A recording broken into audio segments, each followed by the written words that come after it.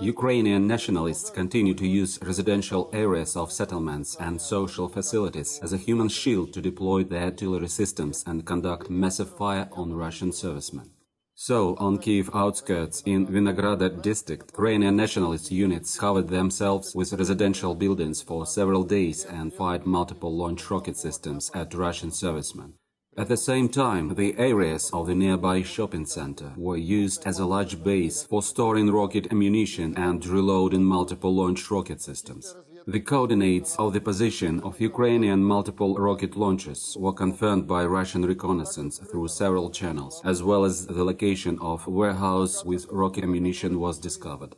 Live monitoring and recording system clearly shows how Ukrainian multiple launch rocket system enters a shopping center on the outskirts of Kiev to hide and reload missiles. High-precision long-range weapons destroyed a battery of Ukrainian multiple rocket launchers and a storage base for their ammunition in closed shopping center on the night of March 21.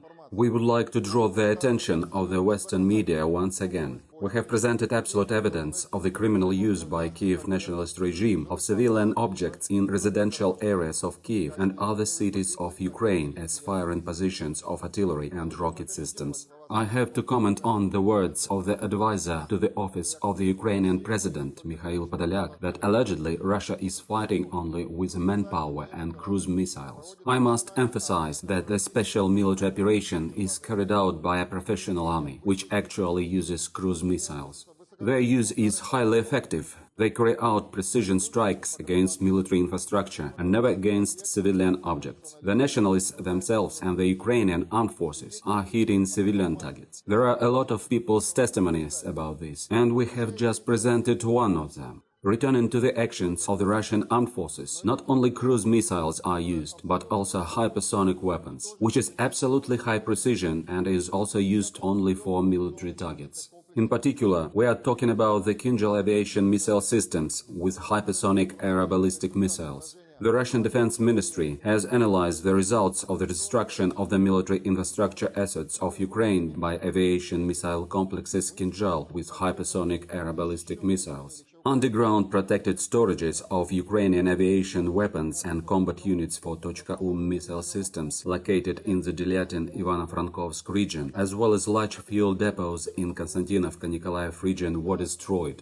I would like to draw your attention to the fact that the use of the hypersonic air ballistic missile of Kinjal complex was carried out from a range of more than 1,000 kilometers. The flight time of the hypersonic missile was less than 10 minutes. Due to hypersonic speed and ultra-high kinetic energy, the warhead of Kinjal missile complex destroyed a protected underground arsenal located in a mountainous area built in Soviet times to store special ammunition and missiles. The destruction of a large fuel depot in Konstantinovka by Kinjal hypersonic missile was due to its invisibility and invulnerability to any means of enemy air and missile defense. Combat use of Kinjal aviation missile system confirmed its effectiveness in destroying highly protected special enemy assets. The strikes on the military infrastructure of Ukraine by this missile system will continue within the special military operation. I would like to emphasize that Kinjal system is used with a conventional warhead, although experts are well aware of the capabilities of this weapon, not only in terms of range, but also in terms of the type of charge. Other latest means of destruction are also used, as well as modern aviation. All these weapon systems, as well as other weapons, even Mr. Podolyak doesn't know, are called the modern Russian Army and the Navy.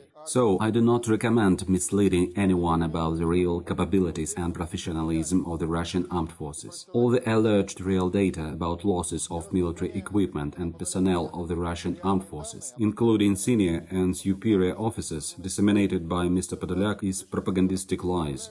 In turn, I would like to draw Mikhail Podolyak's attention to the actions of the Ukrainian Security Service, neo-Nazi formations and other so-called special Ukrainian structures that terrorize their own citizens trying to leave the territory of Ukraine. It's these representatives of the Kiev regime who create a stir on the border. They still let children and women through, although not all of them. As for the male population of Ukraine, they are forcibly conscripted into the army as so-called reservists at the border. In fact, they are used as cannon fodder.